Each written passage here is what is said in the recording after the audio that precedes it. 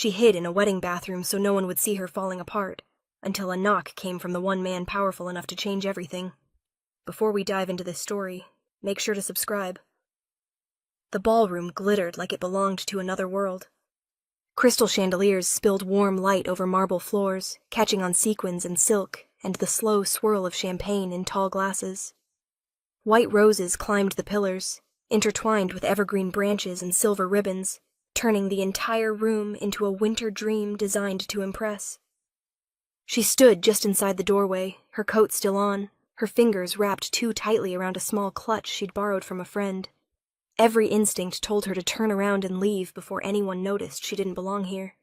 She had only come because the invitation had been vague and the timing inconvenient enough that she'd felt guilty saying no. A last-minute +1. A seat filled out of politeness, not desire. She was useful that way, someone to complete the picture without being part of it. Her dress was nice. She'd chosen it carefully. Simple, dark blue, modest enough to feel safe. Still, it felt out of place among the gowns that shimmered and clung, worn by women who laughed easily and leaned into men in tailored suits who knew exactly where they belonged. She spotted couples everywhere, hands intertwined, fingers resting familiarly at waists. The easy intimacy of people who had someone else to rely on. Her chest tightened. She adjusted the strap of her purse and forced herself to take another step forward. The music was soft, romantic, heavy with strings. It pressed against her nerves, amplifying the quiet awareness she carried everywhere. You are alone here. Someone brushed past her, murmuring an apology that didn't quite reach their eyes. She offered a smile that felt automatic, polite, practiced. The kind of smile she'd learned as a single mother, pleasant enough to avoid questions, distant enough to avoid pity. She scanned the room, looking for her friend, but all she saw were strangers. Beautiful strangers. Confident strangers. People who didn't flinch when their phones buzzed, or glance at the door as if expecting someone to come looking for them. Her phone vibrated in her hand. She glanced down instinctively. A photo filled the screen. Her daughter, curled up asleep with her favorite stuffed rabbit tucked under her chin, lashes dark against flushed cheeks. The babysitter had sent it with a single message. All good. She finally fell asleep. Relief washed through her, quickly followed by guilt. She locked the phone and slipped it back into her purse, her throat tightening. She shouldn't be here. Not when part of her was always elsewhere. Not when she couldn't fully give herself to moments like this. Beautiful ceremony, wasn't it? A woman beside her said casually. She turned, startled, and nodded. Yes, very. The woman smiled and leaned closer. And how do you know the bride? Her mind went blank. Oh, through a friend, she said, the answer vague, because the truth was more complicated and less impressive. The woman nodded, already losing interest as her gaze drifted back to her partner. Ah, of course. Of course. She moved toward the edge of the room, closer to the wall, where she could observe without being observed. That was her skill. She watched as the bride glowed, surrounded by attention and love. Watched as toasts were made, laughter rising and falling like something she wasn't meant to touch. A man's voice behind her dropped low. You're not drinking. She stiffened slightly and turned.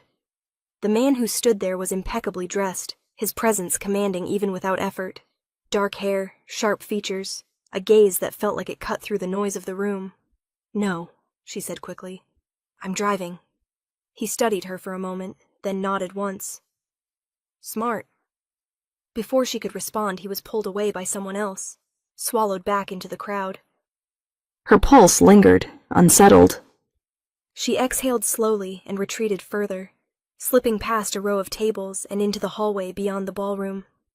The noise softened instantly, replaced by muffled music and distant laughter. She leaned against the wall, closing her eyes. This wedding wasn't hers. This life wasn't hers. She loved her daughter fiercely. She wouldn't trade that love for anything. But nights like this, surrounded by perfect moments that highlighted everything she'd lost, made the ache sharper. Her chest tightened, breath catching as the weight of it all pressed down at once. She needed air, space, somewhere she didn't have to pretend she was fine. She pushed open the door to the women's restroom and slipped inside, locking it behind her. The quiet enveloped her. For the first time that night, she let her shoulders sag. And as she leaned against the cool marble sink, staring at her reflection, tired eyes, composed smile finally gone, she whispered the truth she'd been holding back all evening. I don't belong here. She didn't know yet that the man who would change that truth forever was already looking for her. The lock clicked softly into place, a small, definitive sound that felt louder than it was. She leaned back against the door, closing her eyes as if that alone could keep the world on the other side from seeping through the walls. The music from the ballroom reached her only in fragments now, muffled strings, distant laughter, like a reminder of something she wasn't meant to participate in. Her breath came unevenly. She crossed the tiled floor and gripped the edge of the sink, staring at her reflection under the harsh bathroom lights. The woman looking back at her seemed composed at first glance, hair pinned neatly, makeup still intact. No one would have guessed how close she was to unraveling. That was the problem. She'd learned how to look fine. She pressed her palms flat against the counter and let her head drop forward, shoulders shaking as the first tear fell. Then another, then more, until the reflection blurred completely. She hadn't meant to cry. She'd told herself she wouldn't, but the whispers had followed her like ghosts. Is that her? I heard she has a child. No husband? At her age? She wiped at her cheeks angrily, embarrassed even though she was alone. She hated how quickly it still got to her. Hated that no matter how strong she became for her daughter, moments like this could still crack her open. A memory surfaced without permission. Standing in a courtroom years ago, holding her baby in her arms, while a man who had promised forever stared at the floor and said nothing. Walking out alone, the weight of single motherhood settling on her shoulders before she'd even learned how to carry it. Another memory followed, declining invitations, making excuses, slowly shrinking her world until it was safe and manageable. Until weddings like this felt like foreign territory. She slid down to sit on the closed toilet lid, elbows resting on her knees, her face buried in her hands. I just needed one night, she whispered. One night to feel normal. Her phone buzzed again inside her purse. She hesitated before pulling it out, afraid it might be something wrong. But it was another photo. Her daughter, now sprawled sideways across the bed, one arm flung over the stuffed rabbit, mouth slightly open in sleep. Her chest ached. I'm doing this for you, she murmured, pressing the phone to her heart. I promise. A tear dropped onto the screen. She wiped it away quickly, straightening as if someone might burst in and catch her breaking. She stood and turned the faucet on, letting cold water run over her wrists. The shock helped, grounding her back in the present. She practiced breathing slowly, counting silently until the tightness eased just enough. This was her hiding place. A locked door. A few stolen minutes to fall apart without witnesses. She reached for a tissue, dabbing carefully under her eyes, fixing the mascara that had dared to smudge. She checked her reflection again, forcing her shoulders back. Almost okay. Then, a knock sounded on the door. She froze. Her heart leapt into her throat, panic flaring instantly. She hadn't expected anyone to notice she was gone. She'd hoped the bathroom would be invisible, a place no one bothered to look. It's occupied, she called, her voice tighter than she liked. Silence followed. Then the knock came again. Slower this time. Deliberate. I know, a man's voice said calmly from the other side. Low, controlled, unmistakably confident. Take your time. Her pulse raced. She pressed her back against the counter, eyes fixed on the door. Who was this? Security? Someone sent to drag her back out? Someone annoyed that she'd disappeared from the party? I just need a minute, she said, fighting the tremor in her voice. You have it, the voice replied. I'll be right here. Something about the way he said it, unhurried, certain, sent a shiver through her. She swallowed hard, glancing at her reflection one last time. Her eyes were red but determined. Whatever waited on the other side of that door, she refused to be ashamed of needing this moment. She took a steadying breath and reached for the lock. The knock came again. Not loud, not impatient, measured. It echoed through the small bathroom like it had been meant for her alone, each tap deliberate enough to cut through the rush of blood in her ears. She stood frozen, fingers still curled around the edge of the sink, heart hammering so hard she was sure whoever stood outside could hear it. Her first thought was security. Someone had noticed her disappear. Someone had decided she didn't belong wandering the halls of a wedding like this, hiding where guests weren't meant to linger. She imagined a stiff apology, a forced smile, the humiliation of being escorted back into the ballroom with red eyes and flushed cheeks. Her second thought was worse, that someone had complained. She pressed her lips together, swallowing the sting of tears that threatened to return. "Yes?" she called, her voice unsteady despite her effort to sound composed. Silence followed for a beat.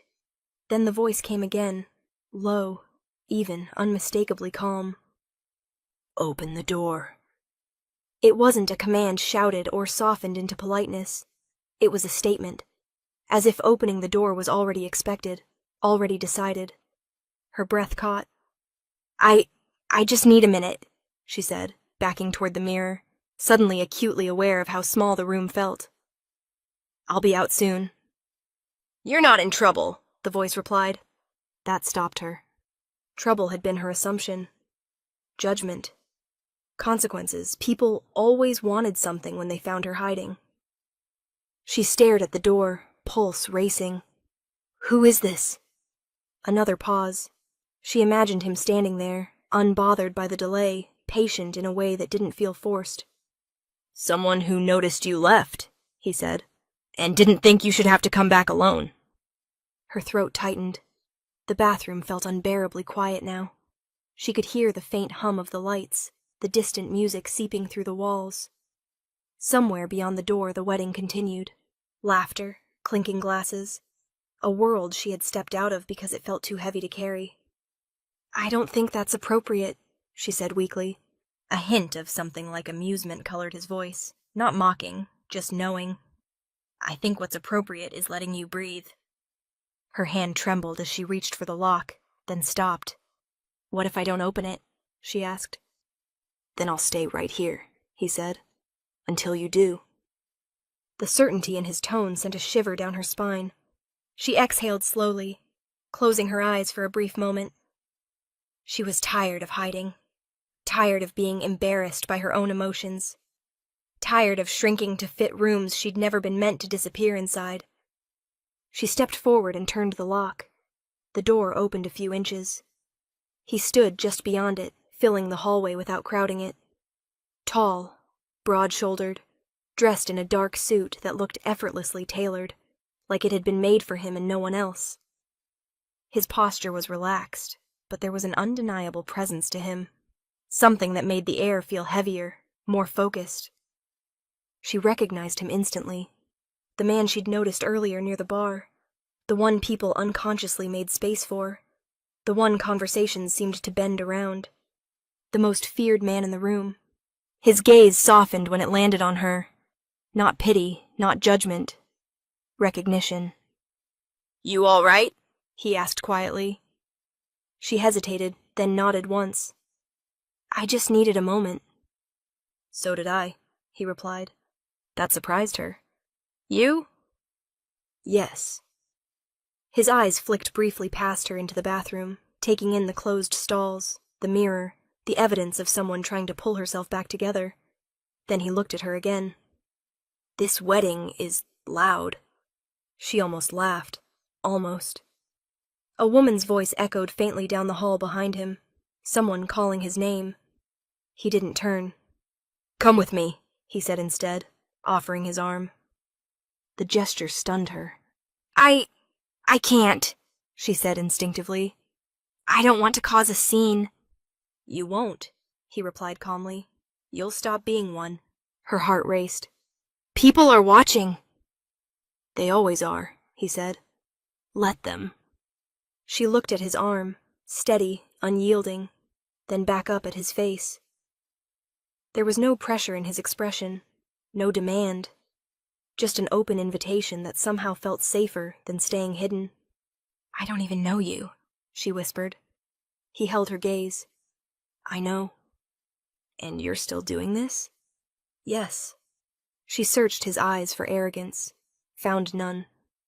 What she saw instead was intention, purpose. You don't belong in that bathroom, he said quietly. You belong where no one can make you feel small. Her chest tightened. Against every instinct she'd built to survive, she reached out. Her fingers rested lightly on his sleeve. The contact grounded her instantly. He nodded once, as if that was all the answer he needed, and gently guided her out of the bathroom and into the hallway. Behind them, the door closed softly. Ahead of them, the noise of the wedding swelled again. This time she wasn't walking back alone, and everyone would notice. He didn't rush her. That was the first thing she noticed as they stepped fully into the hallway. He adjusted his pace to hers without comment, his arm steady beneath her hand, his presence calm enough that her racing pulse began to slow despite itself. There was no interrogation, no curious glance meant to dissect her vulnerability. He didn't ask why she'd been crying. He didn't ask who had hurt her, or what she was running from. He simply walked beside her like it was the most natural thing in the world. Up close, he was even more imposing than she'd expected, tall enough that she had to tilt her head slightly to meet his eyes. Broad-shouldered, composed, dressed in a way that didn't scream excess, but whispered power. His face was sharp, controlled, handsome in a way that didn't beg for attention, because it never needed to. People moved when they saw him coming, not dramatically, just instinctively. Conversations paused mid-sentence. Someone stepped aside a fraction too quickly. A waiter straightened as if bracing for inspection. It was subtle, but unmistakable. This was the man everyone feared. She felt it in the way the air seemed to bend around him, and yet his attention never left her. You don't have to explain anything, he said quietly as they approached the edge of the ballroom. Her throat tightened. I know, he interrupted gently. You don't owe me words. That undid something inside her. She'd spent years explaining herself. To teachers, to doctors, to other parents, to strangers who thought being a single mother entitled them to opinions. Words had become armor, carefully chosen, constantly ready. Now someone was telling her she didn't need them. The music swelled as they crossed the threshold into the ballroom again. Heads turned, whispers followed like ripples in water. Is that him? Who is she? Why is he with her? She felt the familiar urge to pull away, to release his arm and retreat back into invisibility before she became a topic of conversation. His hand tightened just slightly at her elbow. Stay, he murmured. Not a command, an anchor. They didn't stop near the center of the room. He guided her past it, toward a quieter corner where the light softened and the noise dulled. A space that felt intentionally chosen, protected without being hidden. She exhaled slowly, realizing she'd been holding her breath. Thank you, she said, her voice barely above a whisper. He inclined his head. You looked like you needed an exit. She laughed softly, a sound edged with exhaustion. I always look like that. His gaze sharpened, not critically, but attentively. You shouldn't. She glanced up at him. You don't even know me. I know enough, he replied. You stood alone in a room full of people and still tried to make yourself smaller so no one else would feel uncomfortable. Her breath caught. That's not an insult, he added. It's observation. She swallowed. And what does that observation tell you? That you're tired, he said, and that no one here bothered to notice. Before she could respond, a man approached, confident, polished, clearly accustomed to being heard. Everything all right? He asked, eyes flicking between them with thinly veiled curiosity. Yes, the man beside her said calmly. The single word carried weight. The other man hesitated, then nodded. Of course. He retreated without another question. She stared after him. People listen to you. They know better than not to, he replied evenly. She turned back to him, studying his face. Who are you? A pause. Not because he didn't know the answer, but because he was choosing which part of it to give her. A man who doesn't like seeing women cornered, he said, and who doesn't ask twice when he knows what he wants to do. Her heart skipped. Which is? To make sure you leave this night standing, he replied. Not hiding. She looked down at her hand still resting on his arm, then back up at him. And after? That's up to you, he said. I don't drag people into my orbit. I offer them a way out of rooms that don't deserve them. The sincerity in his voice made her chest ache. Why me? She asked. His gaze softened just slightly. Because you walked into a room full of celebration carrying the weight of an entire life by yourself. And no one should have to do that unseen. Tears threatened again, but this time she didn't feel the urge to hide them. He straightened subtly, his presence widening, shielding her from the curious glances that continued to drift their way. Stay here as long as you need, he said. Or leave. I'll make sure no one stops you. She nodded, grounding herself in the quiet strength of his offer. For the first time that night, she didn't feel like an intruder at the wedding. She felt like someone worth stepping out of hiding for. And she had the sudden, unmistakable sense that the man beside her never made the same offer twice. The shift happened the moment they stepped forward. Not when she felt his arm settle more securely around her waist, or when the music swelled again as they moved out of the quiet corner, but when the room noticed who she was walking with. Conversations stalled mid-sentence. Laughter faded into murmurs. Heads turned openly now, no longer pretending discretion. The space between guests widened instinctively, as if an invisible line had been drawn, and no one wanted to cross it. She felt it all at once. The weight of attention, the electricity in the air, the awareness that this wasn't just curiosity. It was recognition. The man beside her didn't tighten his hold. He didn't guide her forcefully or rush her through the crowd.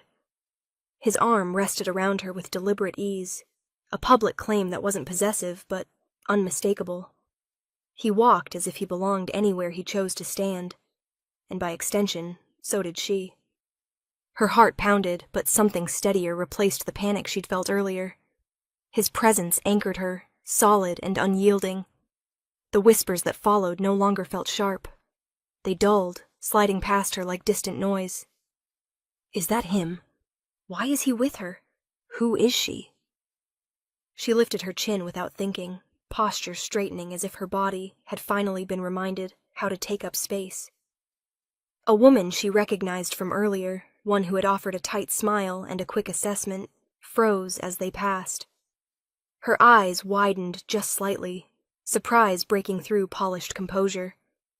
She caught her reflection in a mirrored pillar as they moved. The woman staring back looked different. Not because her dress had changed or her hair was suddenly perfect, but because she was no longer trying to disappear. She felt his hand shift subtly, fingers brushing her side in a quiet reassurance meant only for her. You're doing fine, he murmured. She nodded, breath steadying. They reached the center of the ballroom, directly beneath the chandeliers, the most visible place in the room. He didn't slow. He didn't hesitate. He stopped there. With her. The effect was immediate. A man near the bar lowered his glass, eyes narrowing in disbelief. A couple near the dance floor fell silent, hands still linked but forgotten. Even the bride, glowing, radiant, glanced over, confusion flickering across her face before something like understanding took its place. This wasn't an accident. This was intentional. She felt it when his arm tightened just slightly around her shoulders, when his stance widened just enough to place himself between her and the rest of the room without shielding her completely. She wasn't being hidden. She was being presented. A voice cut through the quiet. I didn't realize you knew her. The man beside her turned calmly. You didn't need to. The answer was simple. Final. The speaker faltered, offering a stiff nod before retreating. Her pulse raced, but not with fear. With disbelief. Moments ago, she'd been crying behind a locked door, convinced she didn't belong here. Now she stood in the most public space of the night, the center of attention. Not because she demanded it, but because someone powerful had chosen to stand with her. She felt the truth settle in her chest, heavy and liberating all at once. She had never been alone. She had just been unseen. His gaze dropped to her, softer now. "You don't have to stay," he said quietly. "We can leave whenever you want." She shook her head slowly. "Not yet." A corner of his mouth lifted, the barest hint of approval crossing his face. Music resumed hesitantly, the string quartet picking up where they'd faltered. People began to move again, though nothing returned to how it had been before. The room had recalibrated around them. She noticed how eyes flicked to his hand at her waist, how questions died unspoken on lips that suddenly knew better than to ask. The message was clear. She mattered. She always had. And as she stood there, no longer shrinking, no longer hiding, she felt something inside her begin to shift. A realization she hadn't allowed herself before. Being alone hadn't been her failure. It had been circumstance. And circumstances could change. With his arms still around her, she took a slow breath and let herself exist fully in the room. Seen, protected, undeniable. For the first time in a long time, she didn't feel like a guest. She felt like someone who belonged. And everyone else finally understood it too. They didn't stay in the center of the room for long. Not because she couldn't handle it, but because he chose not to make her endure more than necessary. After a few measured minutes, long enough for the message to land, long enough for the room to adjust, he guided her away from the crowd and toward a quieter terrace, overlooking the snow-dusted gardens outside. Cold air brushed her cheeks as the doors closed behind them, the noise of the wedding dimming to a distant hum. White lights twined along the railing, casting soft reflections over frost-kissed stone. The night felt still, suspended, like it was holding space for what needed to be said.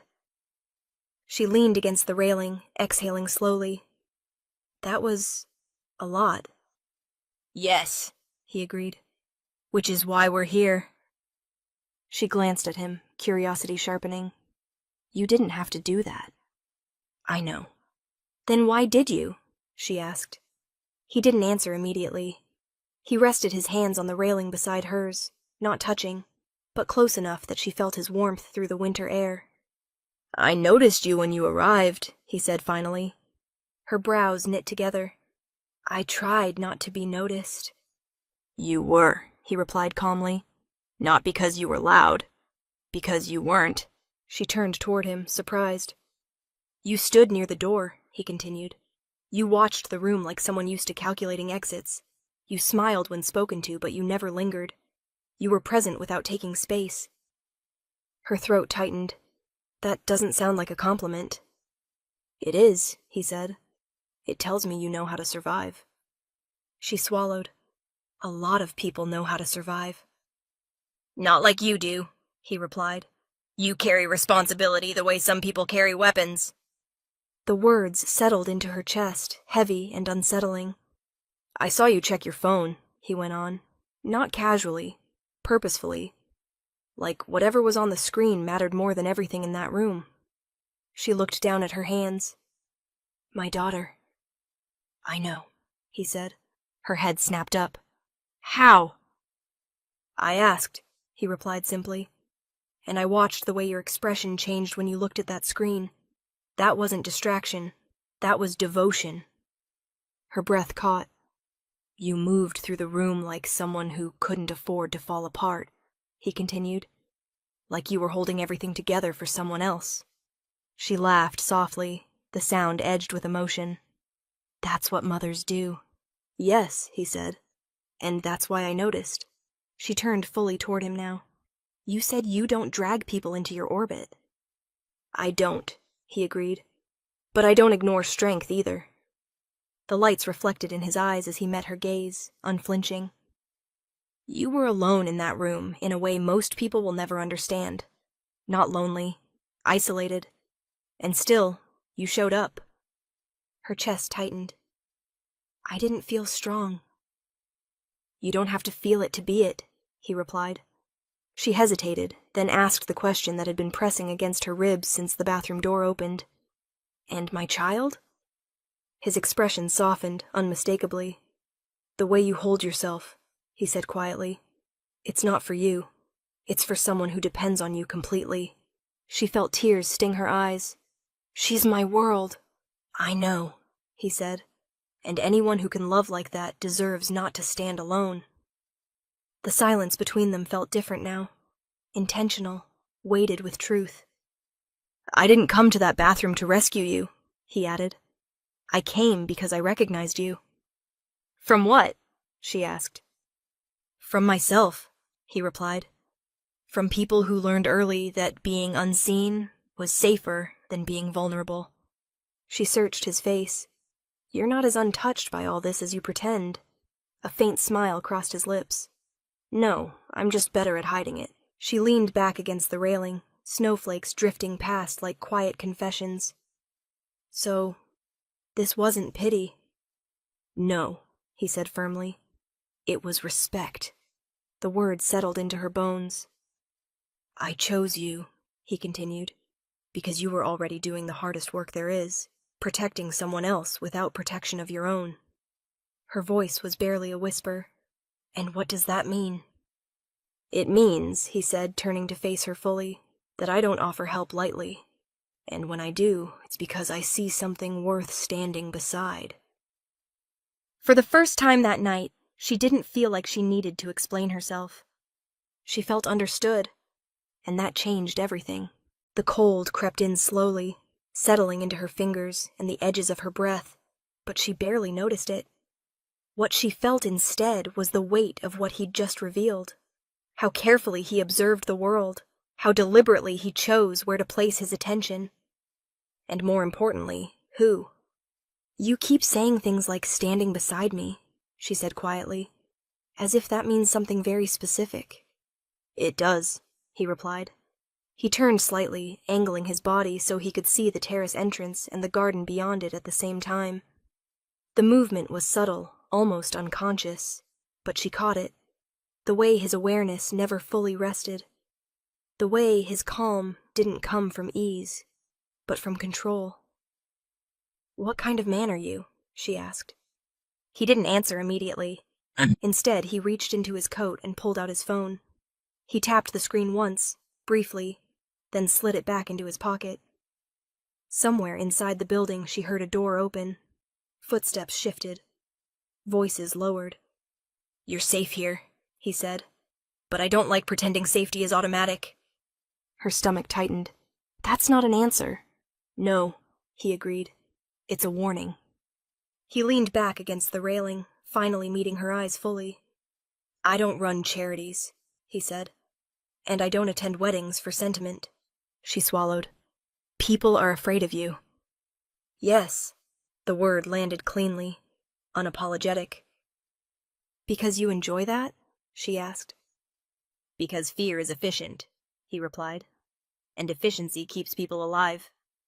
A chill slid down her spine, not from the cold, but from the truth threaded through his voice.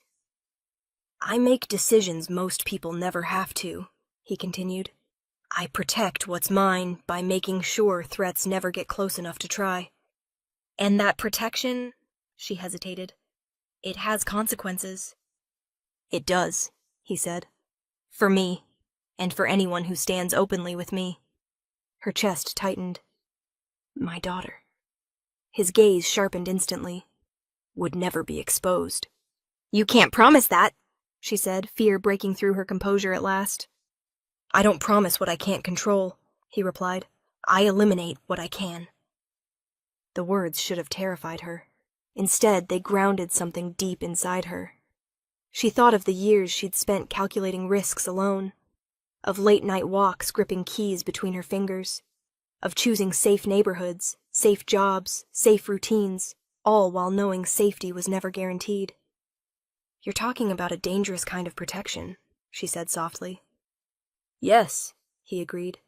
The kind that doesn't ask permission. She studied him, really studied him now. The restraint, the awareness, the quiet certainty that didn't seek approval. This wasn't bravado. It was lived-in authority. And if I say no, she asked. Then you walk away, he said without hesitation. Untouched, unfollowed. This night becomes a closed door. And if I don't, then people will notice, he said. They already are. You'll be associated with me, watched, speculated about. She exhaled slowly, judged. Yes, he said, but never unprotected. Snow drifted down more heavily now, catching in her hair and on the shoulders of his coat. The lights reflected softly around them, turning the terrace into something unreal, beautiful and dangerous all at once. I don't offer this lightly, he said, and I don't offer it twice. She looked down at her hands, then back up at him. You're asking me to trust you with my life. With your visibility, he corrected. Your life? You've already been managing alone. That hit harder than she expected.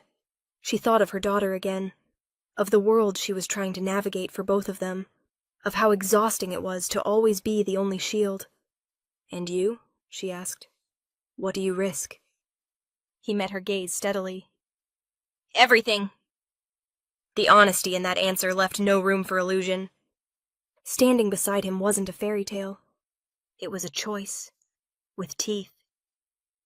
And as she stood there in the winter air, the noise of the wedding fading behind them, she realized something that made her heart ache and steady all at once.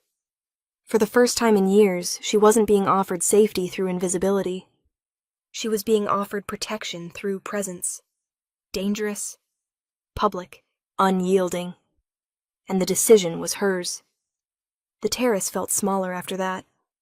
Not because of the walls or the cold, but because the truth he'd laid between them demanded space she didn't know how to make yet.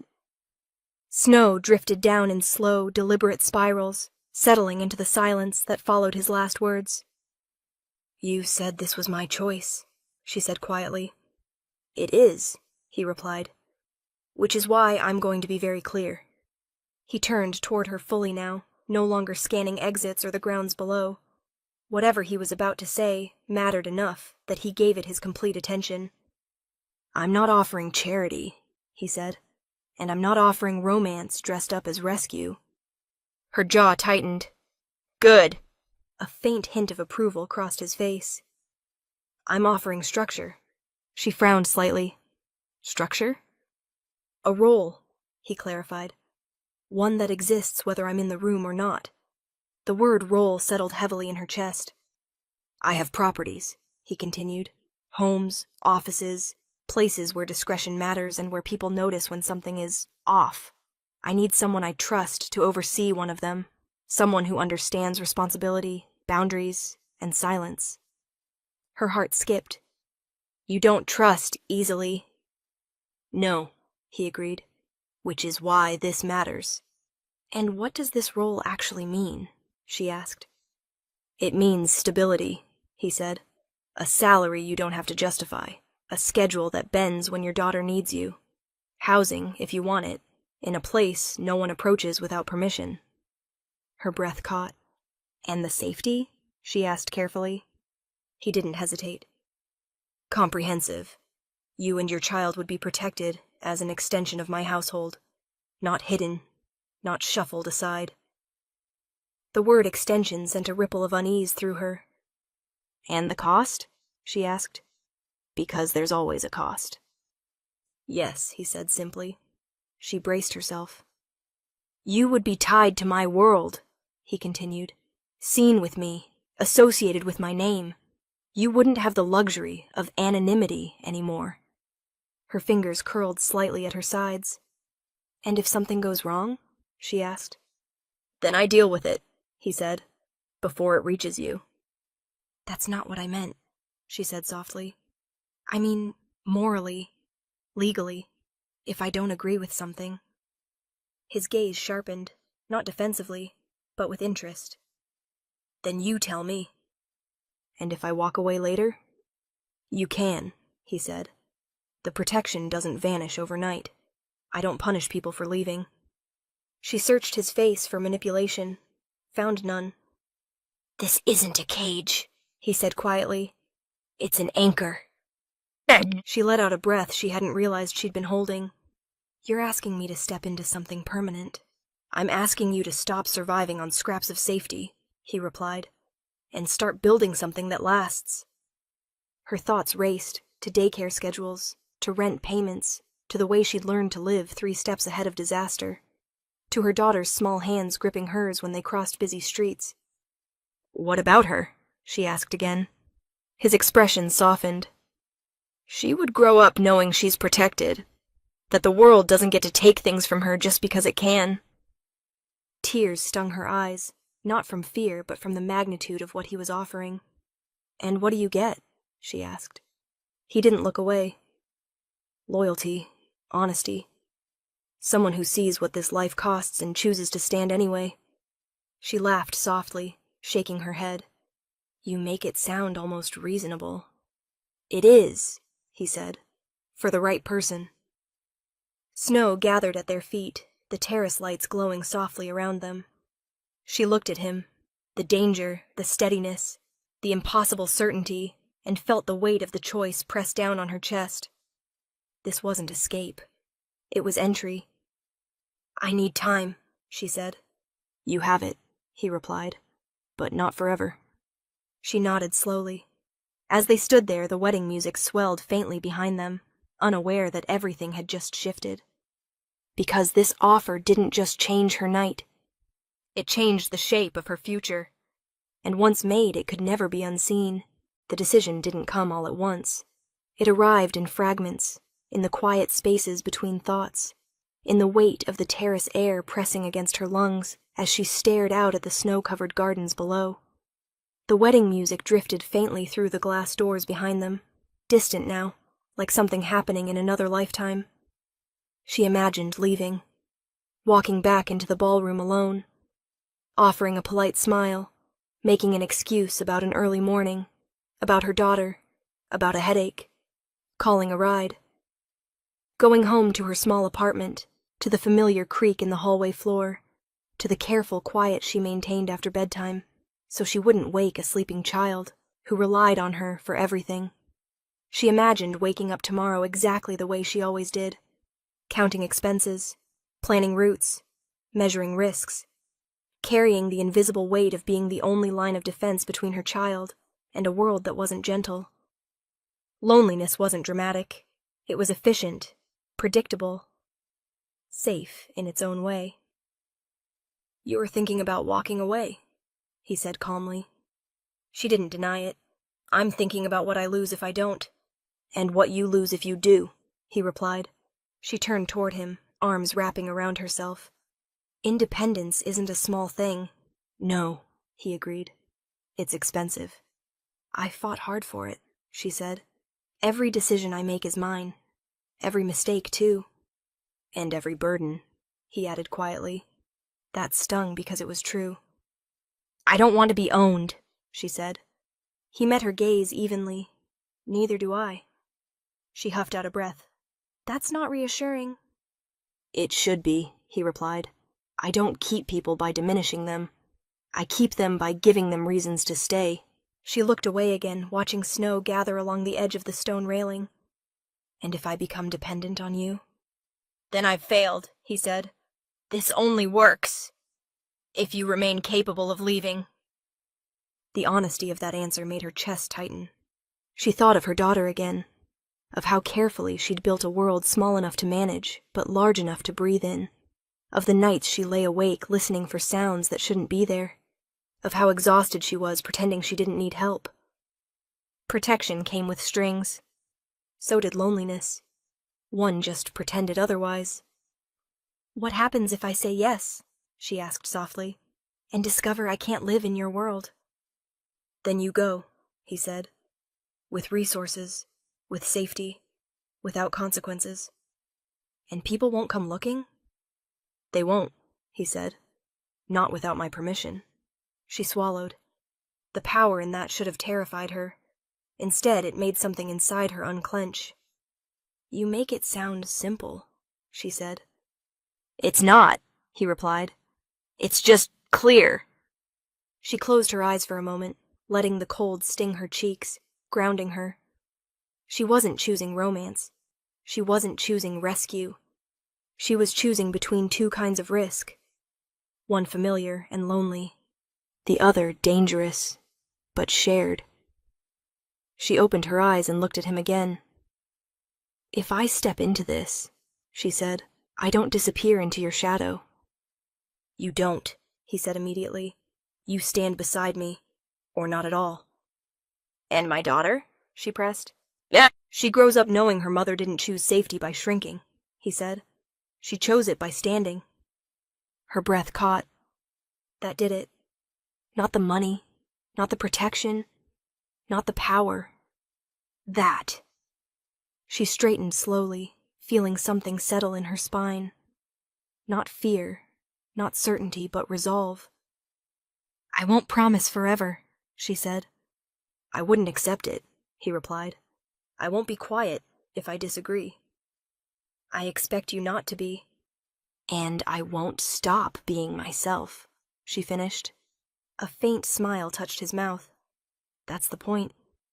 Silence stretched between them, filled not with tension, but possibility. She took a breath. "Then I'm not going back to the life where I do everything alone," she said. "Not tonight." He nodded once, as if he'd known this was coming, but respected the weight of it anyway.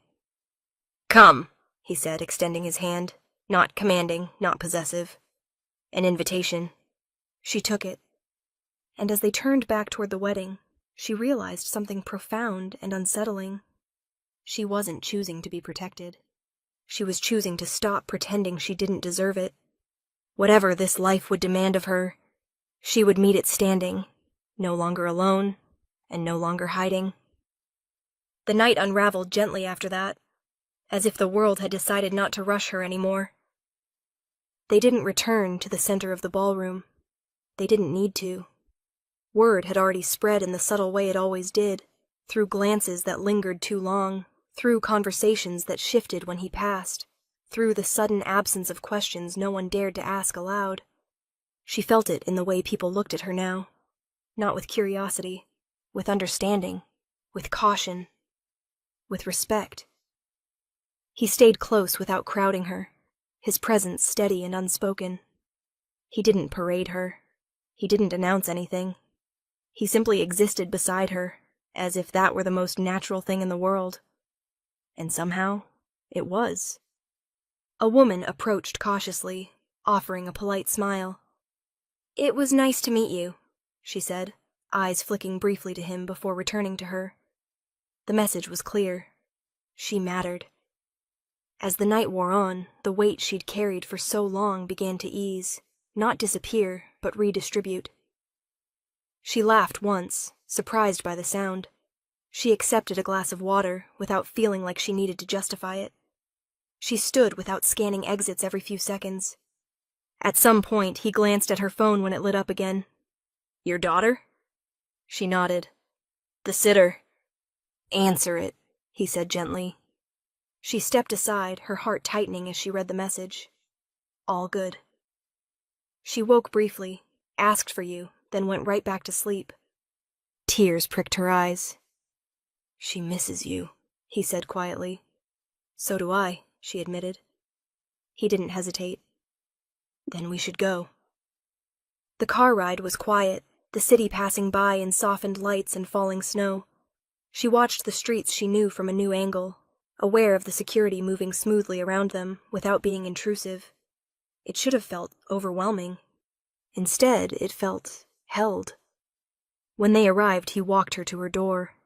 No assumptions, no pressure, just presence. "You don't have to decide anything else tonight," he said. "This stands as it is." She nodded. "Thank you." "For trusting me," he replied. Inside, she checked on her daughter, smoothing hair from her warm forehead, listening to the steady rhythm of her breathing. Standing there in the dim light, The reality of what had changed finally settled in. She hadn't just met a powerful man. She had been seen. Not as a woman in need of rescue, not as someone to be pitied or managed, but as a mother who had carried too much alone for too long. When she returned to the doorway, he was still there, patient and unhurried. "I've spent years building walls," she said softly. "For her." "And now?" he asked.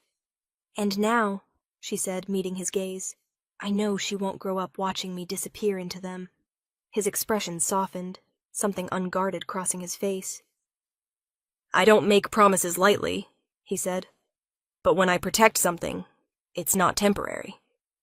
Her chest tightened. "You're talking about forever." "I'm talking about intention," he replied. "About choosing not to walk away." She nodded slowly, the weight of it no longer frightening. By the time he left, the night felt different. Not quieter, but complete. She locked the door and leaned against it, breathing deeply, her heart full in a way she hadn't known was possible. She wasn't alone anymore. Not in the way that mattered. Because somewhere out there was a man who had looked at her life, at her child, at the responsibility she carried, and decided they were worth standing guard over. Not for a night, not for convenience, but because some people, once seen, are never meant to be left unprotected again.